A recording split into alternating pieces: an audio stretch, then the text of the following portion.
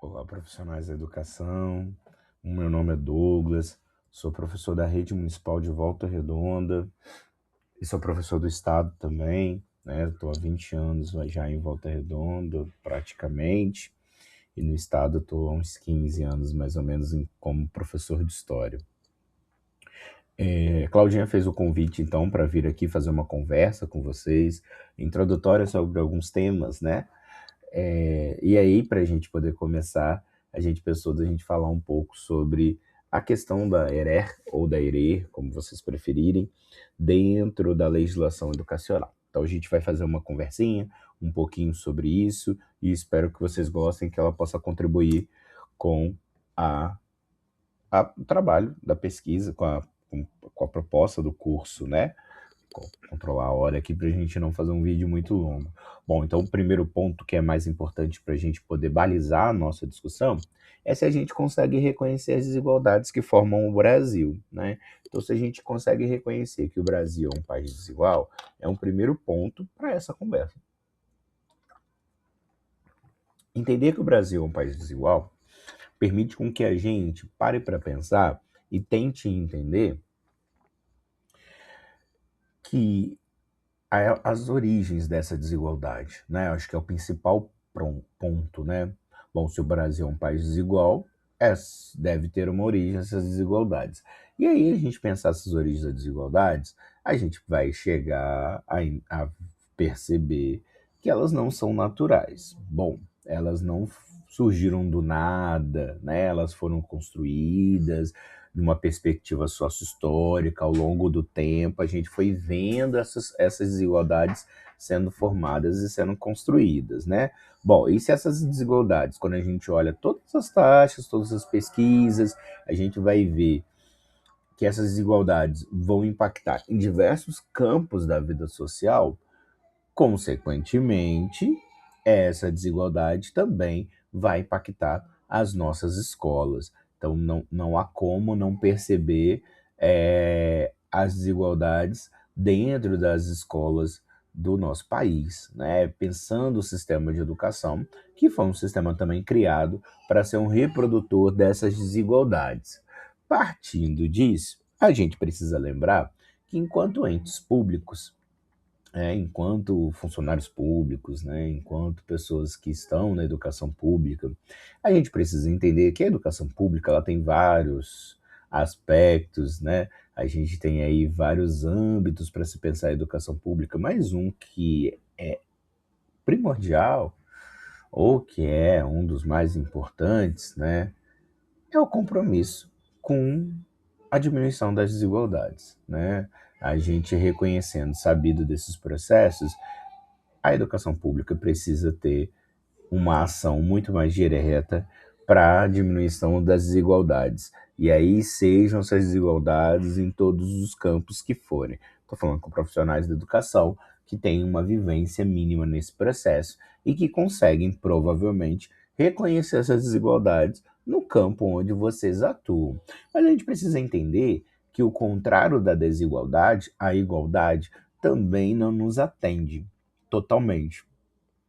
Porque a igualdade é trazer a perspectiva de você tratar todo mundo como igual, não é? Então, se eu tenho ali na primeira cena, eu vejo os meninos querendo assistir o jogo e eu vejo que uns têm mais condição do que outros para poder assistir esse jogo, né? E aí, a perspectiva que a gente discute hoje é a perspectiva da equidade, que é eu dar a cada um condições para que possam atingir os mesmos objetivos. Então, trazendo para nosso campo de atuação, pensar na equidade é pensar como esses processos vão ocorrer dentro da escola para garantir as aprendizagens de todos os alunos. Como é que a gente vai fazer isso? E isso não é um processo tão fácil de se fazer, né? A gente precisa de pensar em políticas públicas, recordar o conceito de políticas públicas, entender a educação como um direito, né? E como um direito que faz parte do processo da nossa Constituição, né? Dentro do escopo da cidadania brasileira, que nem sempre foi tratado dessa forma, né? Quem tem mais aí, né, 40 mais aí, veio de outras regiões, talvez vai lembrar da época que os pais tinham que madrugar na porta das escolas para poder conseguir a matrícula dos filhos, né, em determinadas escolas mais próximas de casa e tudo e tal. Tô falando isso antes da LDB. Então isso era, eu lembro da minha mãe, eu morei em São Paulo, eu lembro da minha mãe me deixar em casa e ir muito cedo para a porta da escola para conseguir a vaga na escola que era mais próxima de casa. Que ela falava que se não conseguisse ali, eu ia ter que ir para muito longe, ia ficar muito difícil. Veja bem, é, isso tem 40 anos, quase 40 anos, mas se a gente parar para pensar, né, da nossa Constituição de 88 para cá e da 93, 94/96, muita coisa foi mudando, muita coisa melhorou, mas a gente ainda tem vários desafios, né? Novos desafios foram surgindo no nosso cotidiano, né? Bom, e aí, por isso, vão surgir as leis. A gente vai trazer essas leis. A gente precisa entender que essas leis elas não surgem por boa vontade, por interesses de diversos grupos, né? Elas vão surgir geralmente da luta. E aí a principal luta para a aprovação de um conjunto de leis que vai brigar por essa questão, para a nossa pauta, é o movimento negro, né? Então, o movimento negro reconhece lá atrás a importância de fazer essa discussão. Primeiro momento que isso vai aparecer, né? O ensino da história e da cultura africana, a primeira vez que vai ser levantado isso vai ser no Congresso do Negro Brasileiro em 1950, né? De lá para cá, de 1950 para cá, o movimento negro se articula de diversas maneiras, e aí a partir da década de 70, quando você tem um grupo que consegue acessar a universidade, esse grupo vai ser um grupo que vai formar grande parte dos intelectuais negros que a gente conhece, né? Esse grupo, então, também força essa movimentação. Em 2001, o Brasil vai participar da Conferência de Durban, que era uma conferência que discutia o racismo no mundo e o combate ao racismo, e o Brasil vai ser signatário dessa conferência. A partir daí, as coisas começam a mudar. Então, uma das primeiras leis que a gente vai ter é a 10.639/03, que é a legislação que vai ser criada lá em 2003, tá? No primeiro momento vai ser criada lá em 2003, que vai trazer a obrigatoriedade do ensino de história e cultura africana e afro-brasileira. Então, a gente vai ter uma primeira legislação. E é importante a gente entender que essa legislação altera o 26A da Constituição. Então, parte do princípio que, a partir dessa lei, todas as escolas, públicas ou privadas, porque todas são regidas pela LDB, vão ter que fazer cumprir essa legislação. É óbvio que a gente sabe e reconhece como é que é ainda difícil para muitas escolas caminharem dentro dessa proposta, né? Ainda é difícil para muitos sistemas entender essa proposta, mas o movimento negro teve uma sacada muito boa lá atrás, né? Quando ele defende a apresentação da verdadeira história do continente africano, dos afro-brasileiros, ele está ligado a toda essa discussão de representatividade que a gente tem hoje, né? De construção de autoestima. Eu sempre falo porque que o primeiro assunto que uma criança negra não pode ver na escola é a escravização de pessoas iguais a ela. Ela precisa de ver outros temas, ela precisa de ter contato com outras coisas. Senão é muito difícil para ela se ver num lugar positivado, se a escola, que é o lugar de legitimação de saberes, ela apresenta essa imagem para ela de pessoas iguais a ela, né? Se em outros momentos, em outros espaços, ela não consegue se enxergar.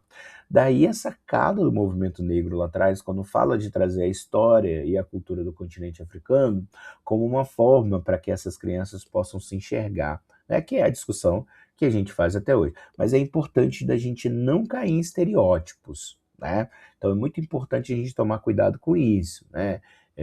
Eu, no meu cotidiano, não uso roupas africanas. Então eu não venho aqui hoje vestido de roupas africanas porque aí eu estou me fantasiando. Então a gente tem que tomar muito cuidado quando a gente constrói e a gente vai trabalhar essas temáticas para a gente não folclorizar essas temáticas mais uma vez. Às vezes na boa intenção, querendo funcionar, fazer funcionar, né? E aí a gente vai ter para todo o currículo escolar, especialmente algumas disciplinas da época, que é educação artística, literatura e história, né, que foram as disciplinas que acabaram abraçando. E a entrada do 20 de novembro no nosso calendário, como Dia da Consciência Negra. Então, faz parte das comemorações da escola, dentro do calendário escolar, das escolas, perdão, eu ia falar infantil, mas não só infantil, trabalhar e discutir essa temática, né? Bom, o Estado brasileiro, isso é uma fala da professora Gladys Kescher, da Universidade Federal do Rio Grande do Sul, o Estado brasileiro, quando ele reconheceu lá na Conferência de Durban de 2001 que ele praticou, né, contribuiu para o atual estado da população negra no Brasil, quando a gente fala isso, a gente não está falando uma perspectiva de vitimismo, não, a gente está falando de fatos, né? Lembra da conversa inicial, quando a gente fala da questão dos dados que a gente tem? Ora, se não existem diferenças biológicas entre pessoas negras e pessoas brancas, o que é que faz a diferença nessa discussão, né? Como se faz a diferença nessa discussão? Então, o Estado brasileiro reconhece, então, que ele causou assimetrias raciais no passado. E ele precisa agora arcar com essas assimetrias raciais que ele criou no passado. Então, ele precisa de trabalhar em prol de que esse grupamento possa ter melhores condições de vida, né? Bom, a gente vai ter a resolução depois em 2004, que vai falar até das universidades, como essas universidades precisam de trazer essa temática, né? A 11.000, o Ângelo depois vai conversar com você e vai falar também sobre as diretrizes operacionais, né? E eu queria chegar aqui, para a gente terminar a nossa conversa desse momento, sobre as diretrizes curriculares nacionais para a educação das relações étnico-raciais e para o ensino de história e cultura afro-brasileira e africana, que foi escrito, né, um parecer escrito pela professora Petronília Beatriz, professora doutora Petronília Beatriz, que é um material que está disponível, e é um material muito bacana para que a gente possa introduzir a nossa conversa sobre esse tema. Bom, vou parando por aqui, para o vídeo não ficar muito longo, e a gente volta em outros momentos continuando essa conversa. Tchau, tchau, pessoal.